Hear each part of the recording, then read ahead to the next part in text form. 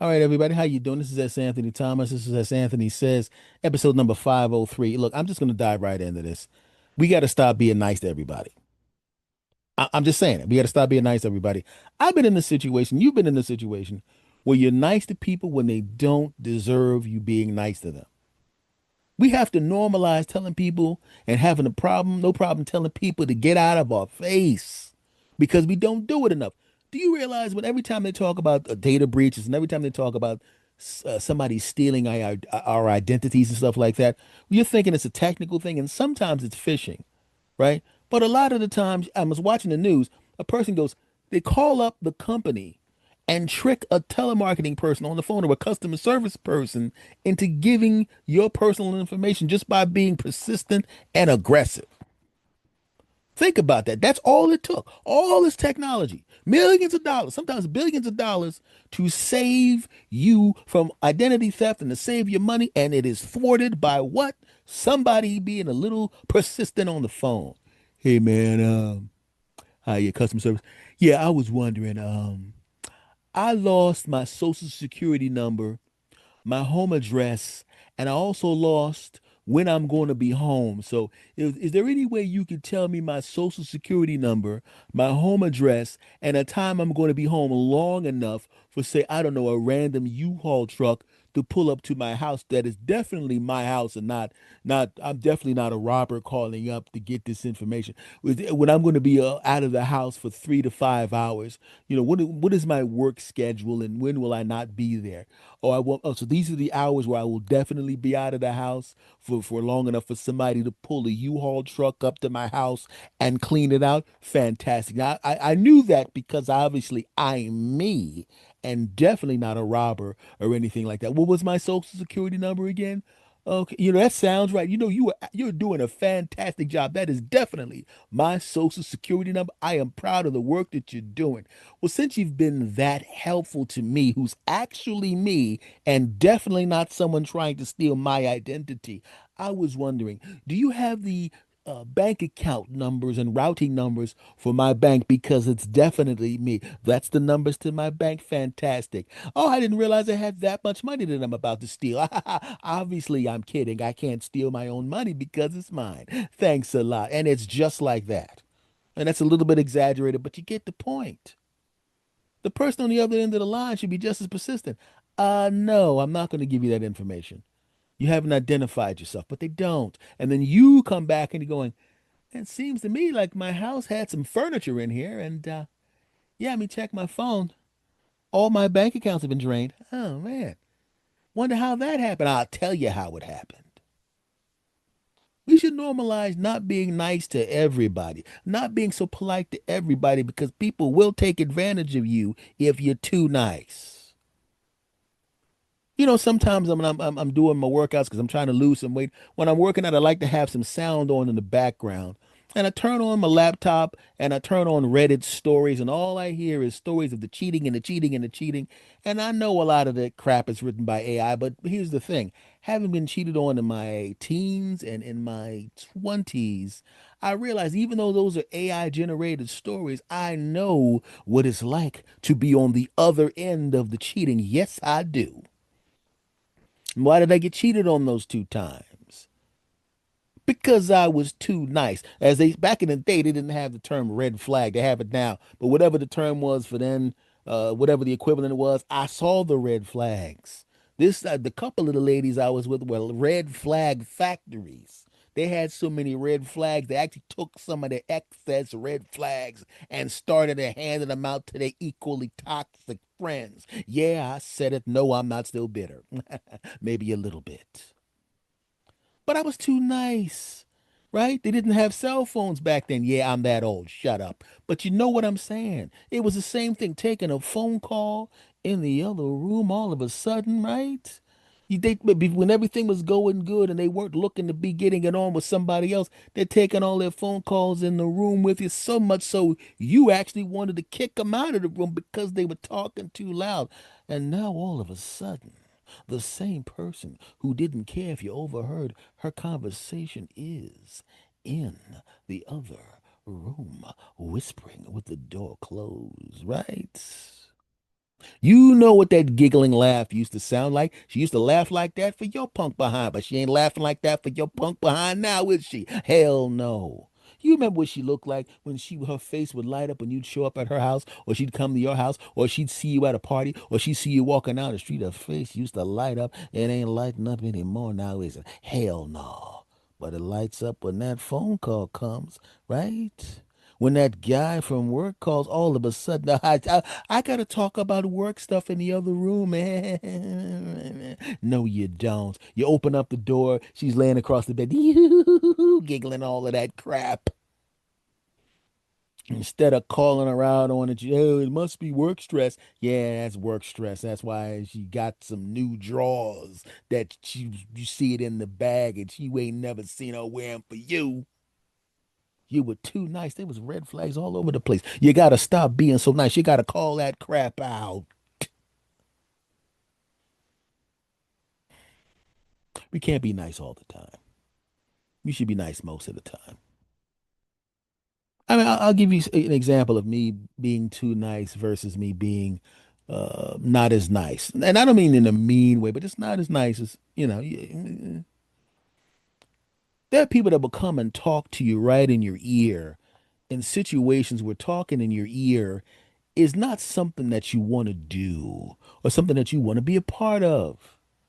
I'm at an ATM trying to pull some money out. And normally I don't carry cash at all because I live in between all the stuff that I want to go to, corner stores, supermarkets, all the stuff that I go to is so close by that it's really not that big of a deal. If I want to go to the supermarket, I pretty much know what everything costs. I'll go to the ATM if I have to go to the ATM if I don't want to sweep a card, and I'll pull out the pretty much the exact amount of money I need for that particular thing. I need to buy $150 worth of groceries. I take $150 worth of money out of the ATM. I go directly from the ATM directly to the supermarket. But for the most part, I'm the type of person, how can I put this? I don't believe in doing big shopping trips other than maybe one time or an occasion. I'm the type of person that you buy, when say you go someplace, you move into an apartment or move into a house, you buy all the stuff that you need, and then you pay close attention to the stuff you bought, and when something starts to run down and get low, you replace that thing. You do it during the course of a day. You're driving by. The supermarket's on your way home. There's supermarkets everywhere. You know you're getting low on milk. You go in and you buy your milk. You know you're getting low on some cereal. Go buy yourself another box of cereal. You're down to 2 eggs. You like to have 12 eggs. Buy a dozen eggs. You don't have to do the big shopping trip. So I don't have money on me. I don't carry money on me. But on this one specific occasion, I did have to pull a nice little chunk of bread. And for those of you that aren't 100 years old like me, I was going to pull out a little bit of money. And I'm doing it, right? And I saw a guy sitting there and he looked like he was waiting in line to go to the ATM. So I didn't pay much attention to him. I'm always looking around, but I'm not paying much attention to him.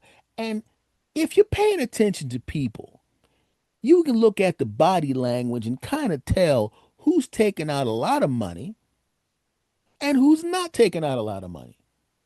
The person's all relaxed when they're pulling out 40 bucks, six, 40 bucks, or 20 bucks, or 60 bucks. But then you see the person going up to the ATM. Let's get, let me just look around here. You know, daggone well that guy ain't taking out $20, right? So there's a guy in front of me, and he's what's going, what's going on?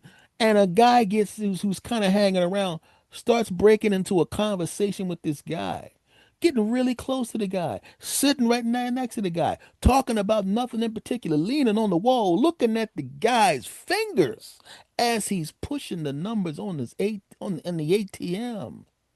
Now, as you know, a lot of times these guys can scan your cards. That's why you got to have the wallets that don't let you scan the people scan your cards, no, skim your cards. You're standing right there looking at the guy, right? Hey, ha, ha. Guy's taking his wallet, his ATM card, putting it in his front pocket, right? Now, I don't know if this guy's got a scanner on him taking his numbers. I don't know, but I know he probably knows what the guy's ATM pin numbers because he's standing and looking at the damn thing, right? So at first you're thinking, well, maybe this is just some dude who just likes talking too much. I didn't think that, but maybe you're thinking that, right? Next person walks up, and instead of this, "Mm, I don't know. I gotta look around. I'm nervous." The person just walks up like, well, doop, dee doop, dee doop. And he could, I guess, detect that this person wasn't taking out any money. So he kind of walks off and saunters off a little bit. Next person walks up and looks nervous. I'm going, these people are taking out a lot of money, looking kind of nervous. Hey, he walks his punk behind back up and breaks into conversation with that person. And I'm thinking, okay, I know what's going on here.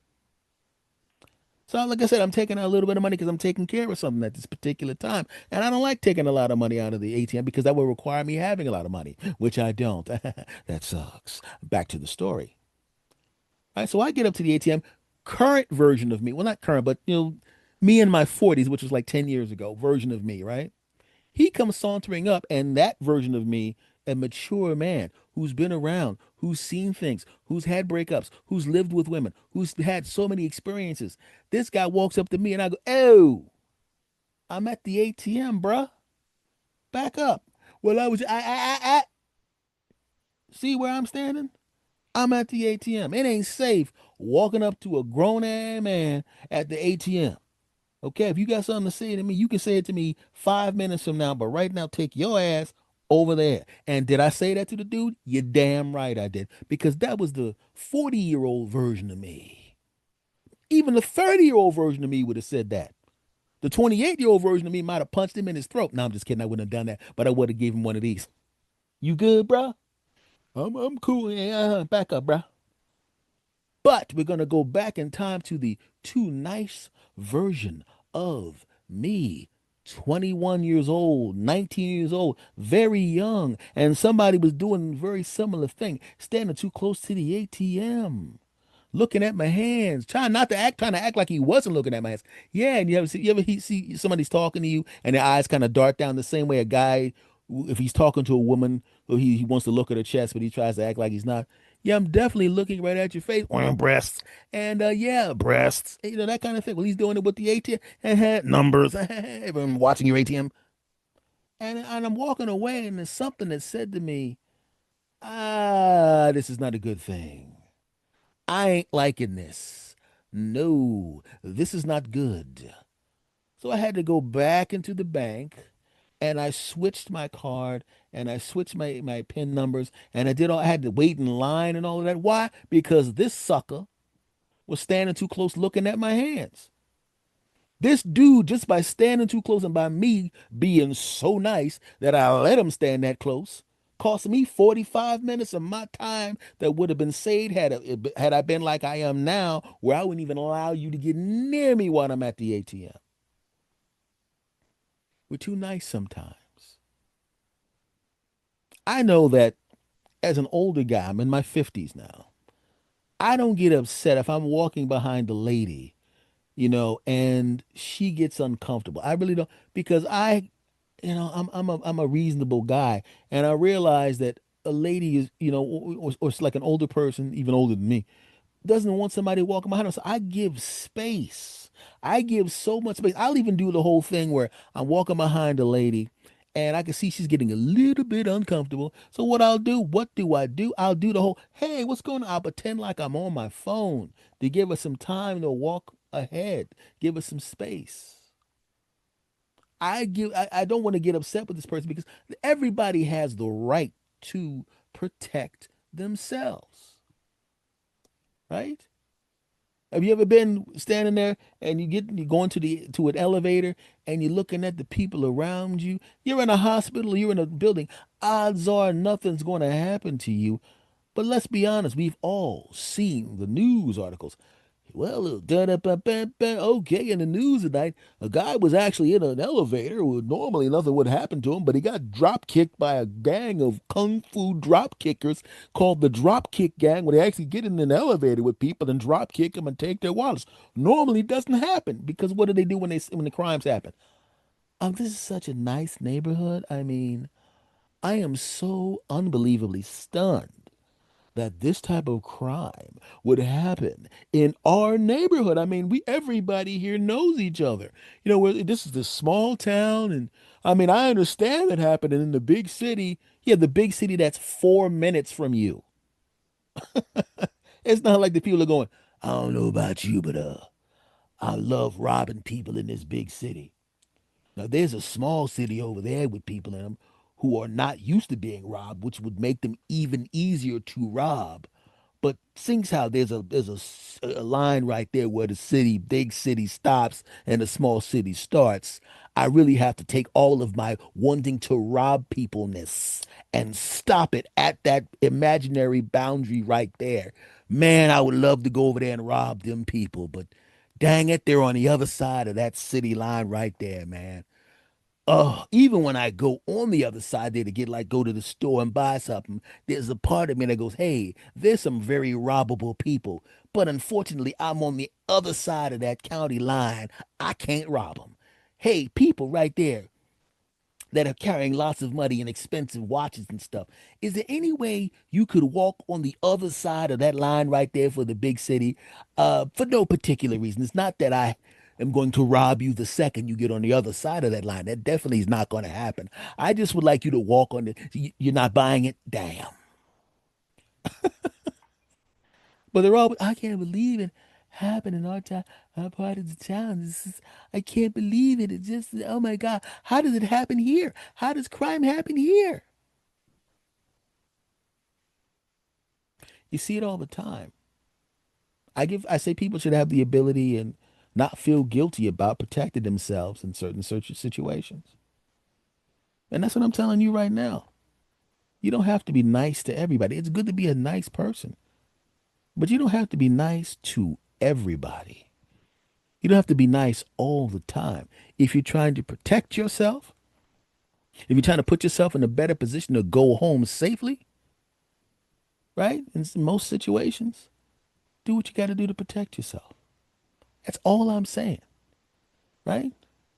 I'm still mad at teenage, early 20s me for letting that sucker stand too close to the ATM and cutting, but taking 45 minutes out of my day. I'm still mad about that. And that's daggone there. That's 30 years ago or something like that. I'm still mad about it.